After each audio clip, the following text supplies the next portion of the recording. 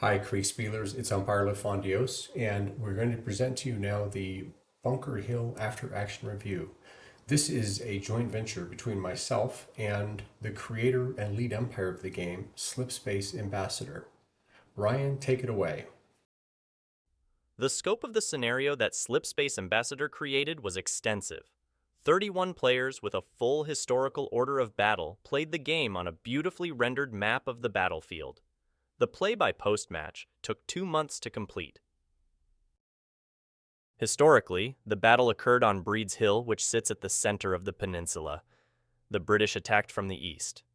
Their commander, William Howe, led 3 charges up Breed's Hill. The Colonials fought back the first 2 charges, but started to run out of ammunition and had to retreat at the 3rd charge. The British gained the hill, but their costs were great.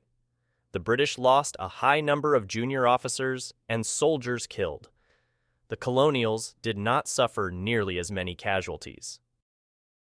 In the game, the British commander planned a different approach than that which was pursued historically. Instead of attacking from the east, he planned on an attack from the south, which would cut the colonial route of escape. His 5-phase operation, which you see detailed on the slide, was a plan to annihilate the Colonials, rather than drive them from the peninsula.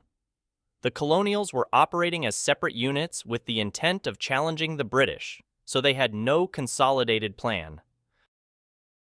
At the opening of the scenario, the British staged their initial force on 2 beaches that were on the southern side of the peninsula. The Colonials had a force of 3 regiments in the historical positions on Breed's Hill. Also, a small force of Colonials marched across the neck of the peninsula. Early skirmishing in Charlestown resulted in some casualties. 40 minutes later, in scenario time, the Colonials marched a large column of reinforcements across the neck of the peninsula.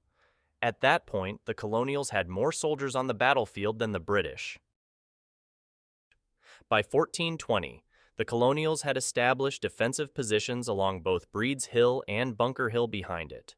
The British landed the remainder of their first wave, which made the number of forces on the peninsula closer to equal. The British follow their plan to cut off the Colonials and maneuver to the western slope of Bunker Hill. As they maneuvered, other British regiments began attacking up the slope of Breed's Hill. By 1545, additional British troops land to reinforce the attacks, and have successfully cut off the route back across the neck. Additional colonial forces at the neck are prevented from reinforcing the colonial defenses. The original British plan has been put in motion.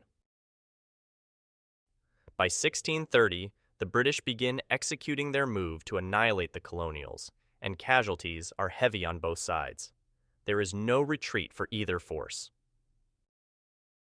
The battle is over by 1640 with a British operational victory. The Colonials are in disarray, and the superior British discipline holds the line. Unlike the historical outcome where the British prevailed, the colonists took heavy losses. In comparing the game results to the historical situation, the British lost nearly 1,600 soldiers versus 1054 historically. The Colonials had a dramatically different outcome. Historically, they had losses of 450, and in the game they ended with 1,750 colonial soldiers lost. On behalf of SlipspaceAmbassador and myself, I'd like to thank you for watching this after-action review of the Bunker Hill scenario. We hope you enjoyed it. We'll see you out there on the Kriegsspiel board. Thanks so much.